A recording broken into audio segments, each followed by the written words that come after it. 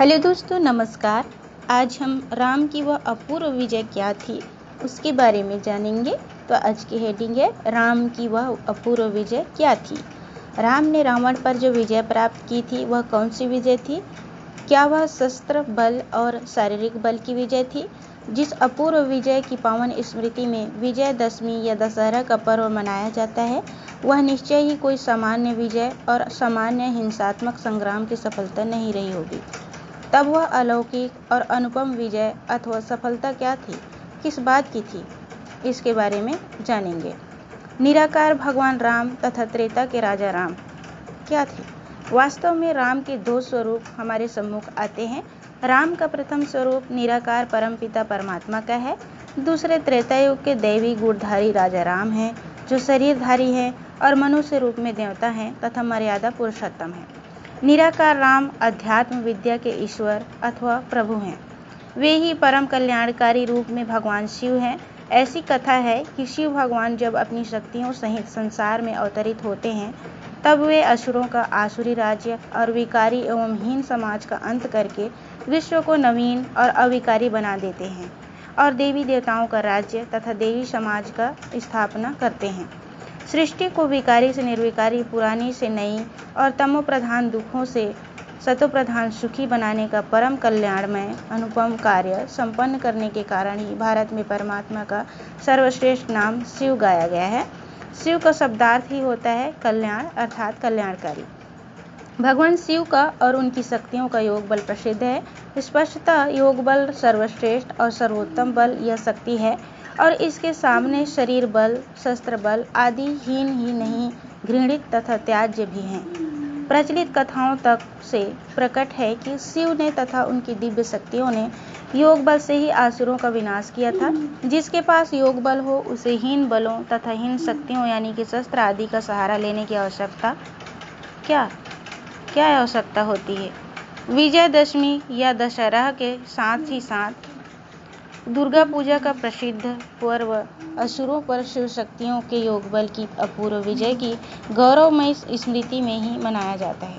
इस संबंध में उपलब्ध पौराणिक कथाओं में शक्तियों की अनेक भुजाओं और उनमें धारण किए गए अनेक आयुधों का अलंकारिक तथा प्रतीकात्मक रूप में ही वर्णन किया गया है और शिव शक्तियों को मूलतः योग बल संपन्न दिव्य देवियों के रूप में ही स्वीकार किया गया है। यूँ भी धर्म का, अध्यात्म का और परमपिता परमात्मा तथा उनकी शक्तियों का सांसारिक पशु बल तथा हिंसा बल से संबंध यह सारोकार ही क्या, योग बल ही वास्तविक और सर्वोत्तम बल है। योग बल ही वास्तविक और सर्वोत्तम बल है। तब विजयदशमी के पर्व के श्री राम की विजय अथवा दुर्गा पूजा के पर्व की शिव शक्तियों की विजय की वास्तविकता क्या है? जैसा कि परमपिता परमात्मा शिव ने कल्प पूर्ववत वर्तमान संगम युग में प्रजापिता ब्रह्मा के श्री मुख से हमें स्पष्ट किया है कि विजयदशमी व दशहरा तथा दुर्गा पूजा की दोनों कथाएं मूलतः एक ही है। एक ही निराकार राम ने कलयुग के अंत और सतयुग के आदि के संगम यानी कि संगम युग पर कलयुगी रावण राज्य को समाप्त कर सतयुगी राम राज्य की स्थापना के लिए भारत भूमि में दिव्य अलौकिक अवतार धारण किया है। पुराणों में जिनका गायन है वे ब्रह्मा ही महावीर हैं, जिन्होंने माया रूपी रावण के 5 विकारों काम, क्रोध, मद, मोह, लोभ पर योग बल द्वारा विजय के अपने जीवन में आदर्श रखा और इस प्रकार इसका पथ प्रशस्त किया। और ब्रह्मावत शिव शक्तियाँ हैं अथवा परमात्मा राम की सीताएं किंवा रूहानी सेना है, जो परमात्मा के सहज गीता ज्ञान तथा राजयोग बल द्वारा जीवन में विकारों पर पूर्ण विजय प्राप्त करने में तत्पर अथवा संघर्षरत हैं। इस प्रकार परमपिता परमात्मा शिव किंवा राम के नेतृत्व में प्रजापिता ब्रह्मा के आदर्श और ज्ञान योग बल द्वारा ब्रह्मावत्स आज विकारों को जीवन से समाप्त कर रहे हैं। योग बल द्वारा माया रूपी रावण के 5 विकारों पर संपूर्ण विजय प्राप्त होने से संपूर्ण सृष्टि से ही विकारों की सफाई हो जाएगी और सृष्टि पर स्वर्ग के राज्य का, आदर्श राम राज्य का स्वप्न इसी भारत भूमि पर और इसी जगत में साकार हो जाएगा। अब वह दिन ज़्यादा दूर नहीं जबकि योग बल की हमारी आत्मिक विजय के पूर्ण रूप से संपन्न होते ही आसुरी तथा विकारी हिंसक लोग पर इस पर लड़कर ही स्वयं को नष्ट कर लेंगे। प्राकृतिक आपदाएं भी इस सृष्टि को स्वच्छ बनाने में सहायक होंगी। अस्तु, एक बार पुनः इस जगत में वही अपूर्व विजय अब संपन्न हुई है। दोस्तों, इस स्टोरी को बताने का मतलब यह है कि हम हर साल विजयदशमी मनाते हैं, हर साल रावण को मारते हैं, लेकिन रावण का मतलब होता क्या है?